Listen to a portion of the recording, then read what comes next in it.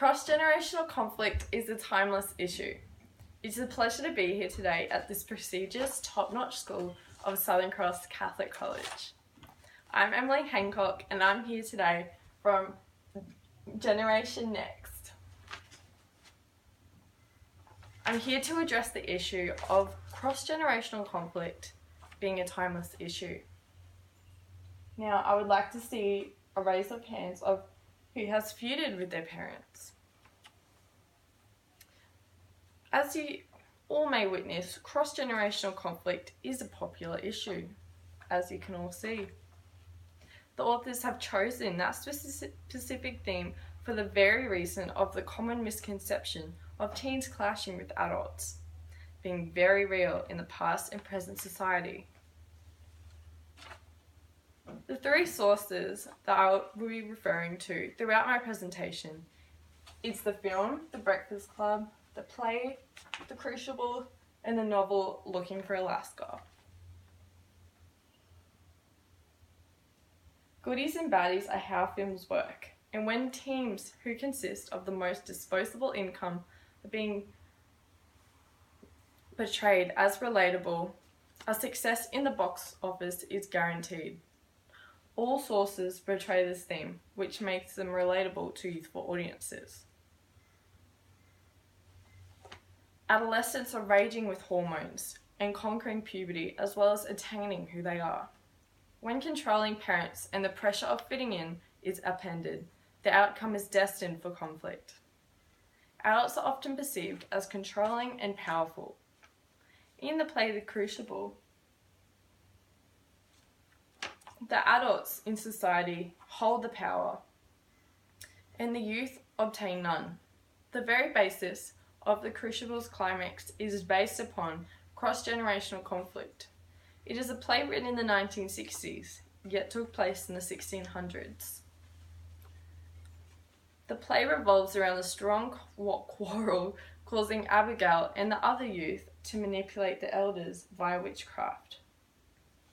Abigail and her companions were born into a powerless position, but by manipulating the elders by accusing them of witchcraft, they were able to gain dominance. Abigail uses threats such as manipulation.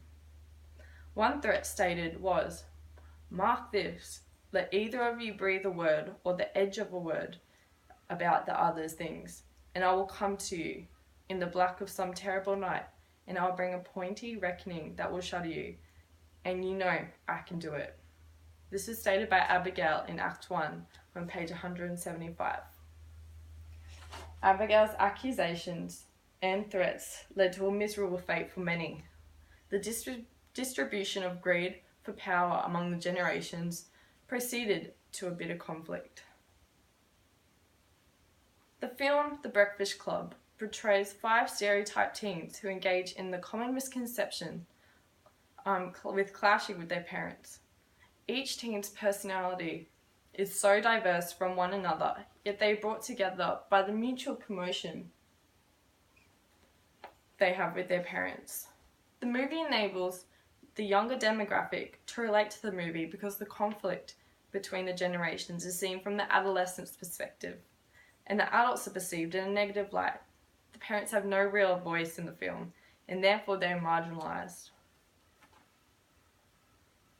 The motive for the film.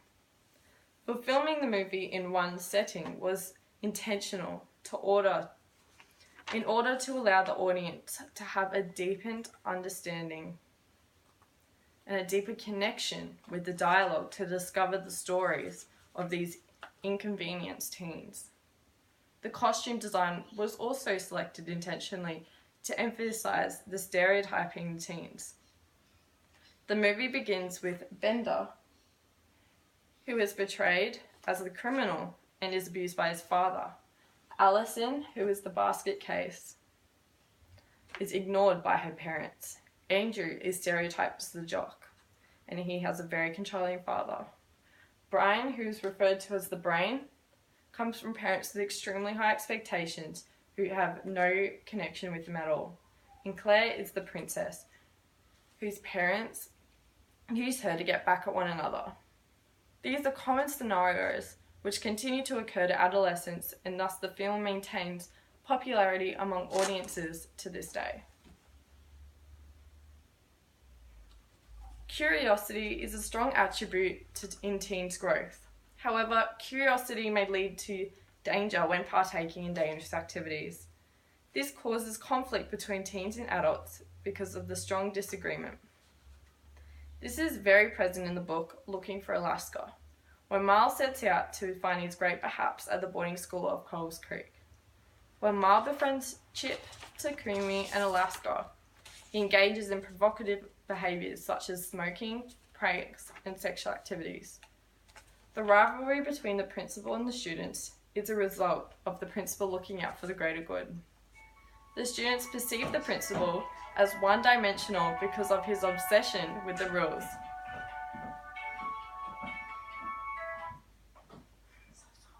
The root of the Eagles' aggravation is because the students break the rules, which sparks the conflict between them.